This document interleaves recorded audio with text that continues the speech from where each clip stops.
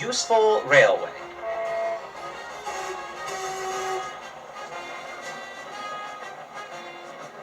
Mike, the small engine, had some trouble with some sheep. He grumbled about them dreadfully.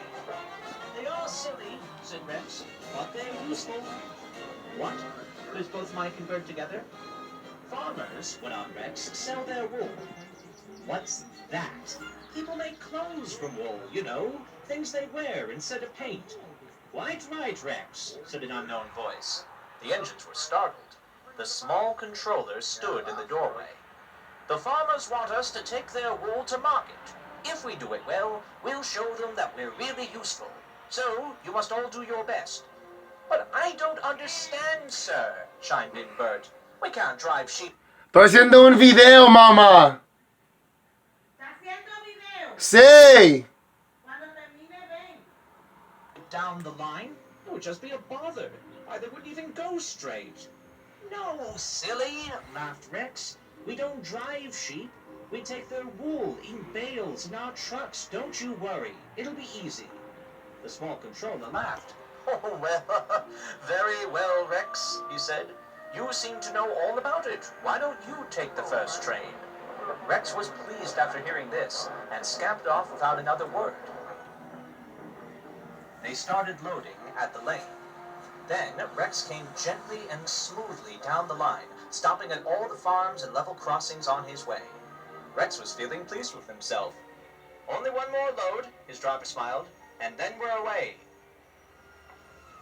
But he reckoned without Willie. Willie was running late. His old tractor had broken down, and he was in need of a replacement. The only other available tractor he could find was Terrence. Terrence wasn't too pleased that he was working with the slow and steady Willie, but thought it was a nice change of scenery. Willie was dawdling, though once he heard Rex's whistle blast from afar, he began to increase in speed. Your load is slipping, cautioned Terrence. Slow down, you road rebel. Oh dear, thought Willie. Goodness, I can't stop now. I hope it'll hold. It did, but not as long as he anticipated.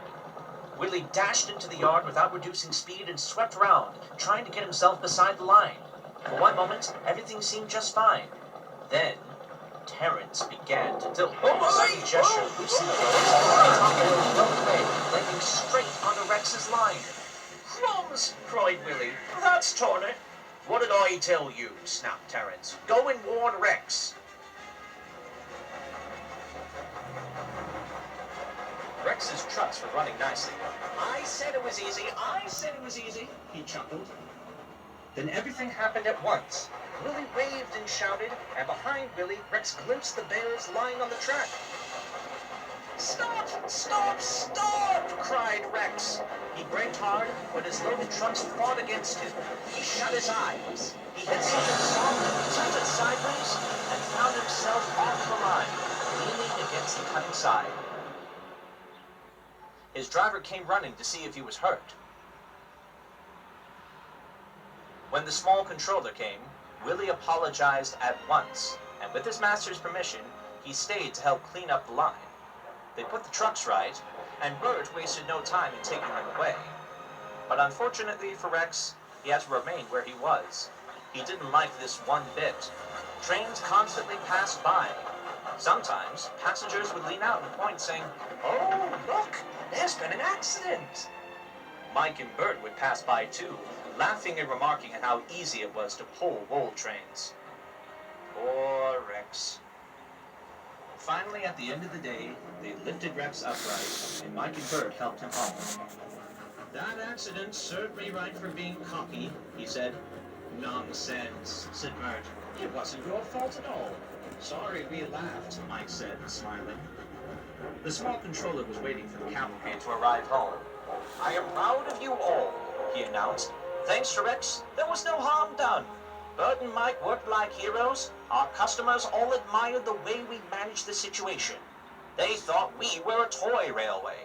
But now they say we're all really useful and have promised us plenty more work when the wool traffic is done.